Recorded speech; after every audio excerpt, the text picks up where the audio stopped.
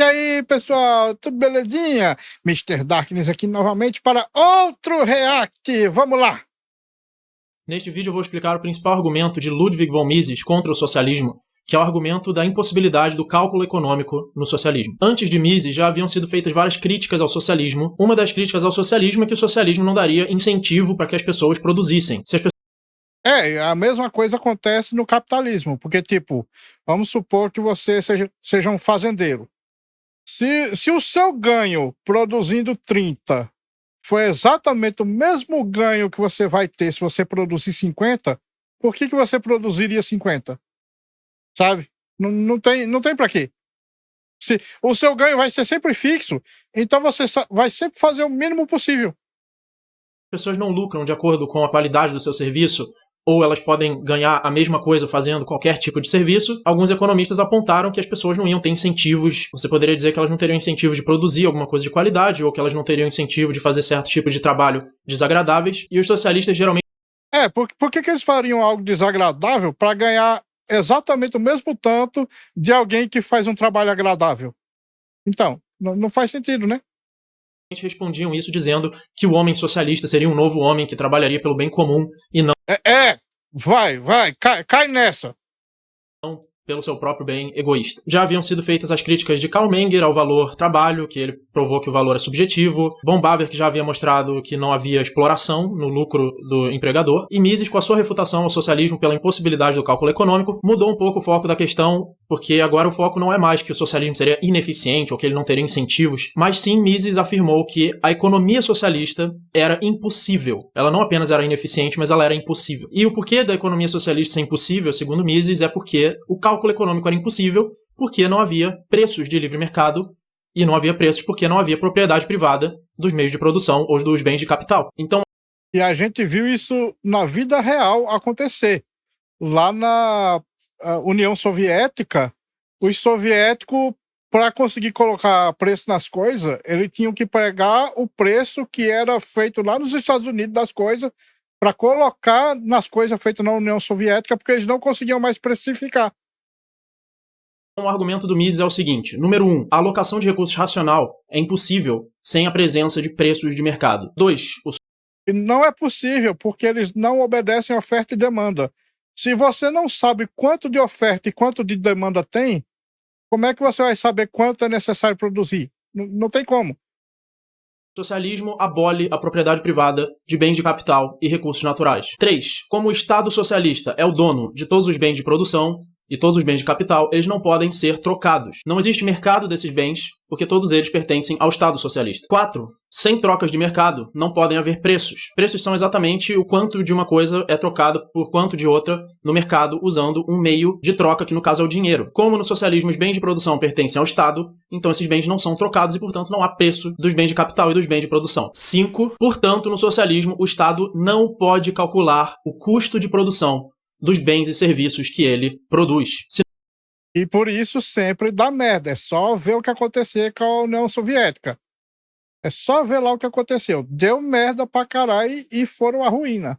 Não existe preço dos meios de produção se você não sabe o quanto de um meio de produção ou de um bem de capital pode ser trocado por quanto de outro. Então você não pode calcular o custo da produção. Por exemplo, se você tem dois meios diferentes de fazer a mesma coisa, por exemplo, carros podem ser fabricados com muita mão de obra humana ou fabricados com muita mecanização. Se um governo socialista quisesse, por exemplo, fabricar carros, ele não teria nenhuma capacidade de determinar qual desses dois meios de produzir carros seria mais vantajoso, porque ele não pode calcular o custo dos bens de produção. 6. Como o Estado socialista não pode calcular lucros e prejuízos da sua própria produção, portanto, ele não pode saber quais são os meios mais valiosos de se usar recursos escassos. Isso é impossível sem os preços de mercado. 7. No socialismo, a economia é impossível, sendo economia aqui definida como economizar recursos escassos, usar recursos escassos para seu uso mais valioso, para seu uso que vai atender às necessidades mais urgentes de indivíduos. Sem os preços de mercado dos meios de produção,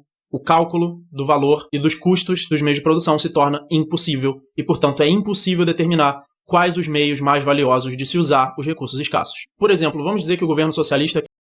O mais perto que eles conseguiram chegar de preço foi copiando o preço dos outros países, para você ver como o negócio fracassou hard. E mesmo assim, copiando o preço dos outros países, não deu certo, porque preços estão sempre sujeitos à oferta e demanda.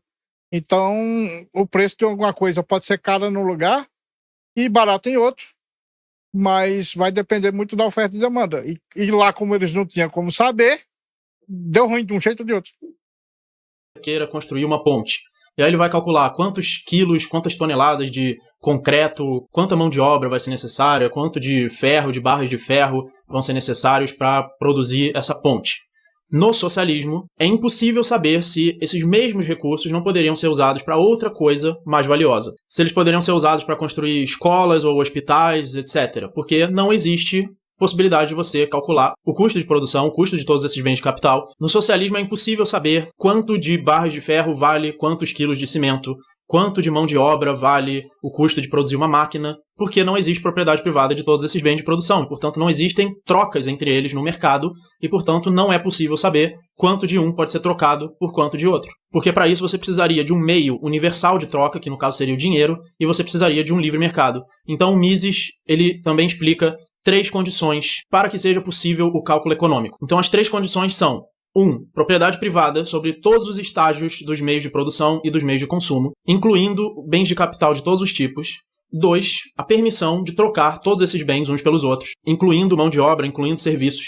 E 3. Uma moeda forte, ou seja, uma moeda cujo valor não depende da política, cujo valor não é influenciado pela política, controlado, inflacionado, controlado por um banco central, porque só com essas condições poderiam surgir preços no mercado, mostrando o quanto de cada bem de capital pode ser trocado por outro, assim permitindo que se calcule o custo de produção e se compare isso com o lucro para saber se você gerou mais valor ou se você gerou prejuízo. E nos países socialistas e tal, eles nunca conseguiram implementar tanto o socialismo e o comunismo que o dinheiro fosse totalmente abolido. É por isso que na União Soviética e em Cuba, por exemplo, a gente ainda vê dinheiro circulando. Porque eles não conseguem fazer o negócio tão propriedade do governo. O governo ele quer tudo para ele. Quer tudo para ele. Mas ele não consegue fazer tão absurdo assim, de um jeito que fique tanto para ele, que as pessoas não consigam mais fazer trocas, sabe? Então, o dinheiro ainda sobrevive, por assim dizer. E se não fosse isso, morria todo mundo e o governo não tinha mais em quem reinar e morria. Então, eles têm que deixar, assim, pelo menos um pouquinho de propriedade privada, porque senão morre todo mundo. Ou se você poderia ter feito uma outra coisa com esses mesmos recursos que pudesse ter gerado mais valor. No socialismo, é impossível saber. E o socialismo destrói todas essas 3 condições para que exista o cálculo econômico. Ele destrói a propriedade privada sobre todos os bens de capital, ele impede que sejam feitas trocas de todos os bens e serviços, e ele destrói a moeda forte também, controlando a moeda. O resultado é que a produção no socialismo é uma produção caótica. O governo socialista não sabe o que ele precisa produzir, o que as pessoas precisam. Então, você vê na prática o que aconteceu na União Soviética, onde as pessoas não tinham comida suficiente, faltava todo tipo de materiais necessários para as pessoas, faltou carvão, pessoas não puderam se aquecer, morreram de frio, tiveram que queimar seus móveis, queimar parte das suas casas para conseguir se aquecer, porque o governo era incapaz de saber o que estava gerando mais ou menos valor, porque não havia preços, não havia trocas. E lembrando, o pessoal que produzia as coisas também não conseguia produzir o suficiente, mas mandava dizer que produzia, sabe? Porque senão o pessoal de mais alto escalão matava todo mundo. Então, o que tinha de corrupção lá, cara, dizendo, eu tenho que produzir 30. Então, eu vou dizer que produzi 40, mesmo eu só produzindo 20, que é para eu não levar uma bronca bem grande do meu patrão, do pessoal que tá acima na hierarquia, né?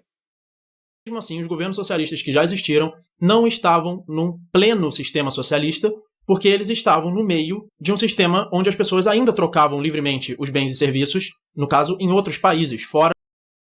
Não tem como eles colocar nem o comunismo e nem o socialismo pleno, porque as pessoas ainda querem ter suas coisinhas. E ainda querem comer, né? Dos países socialistas. Então o governo socialista ainda podia consultar os preços dos materiais e dos bens e serviços em como eles estavam sendo trocados em outros países. Então, Olha, ele falando do que eu disse sobre o pessoal olhar os preços dos outros países. Olha aí. É uma admissão, cara, do fracasso deles, cara, olhar os preços dos outros países, cara. Ele ainda não estava tão cego quanto ele estaria num regime plenamente socialista, sem contato com quaisquer preços de mercado.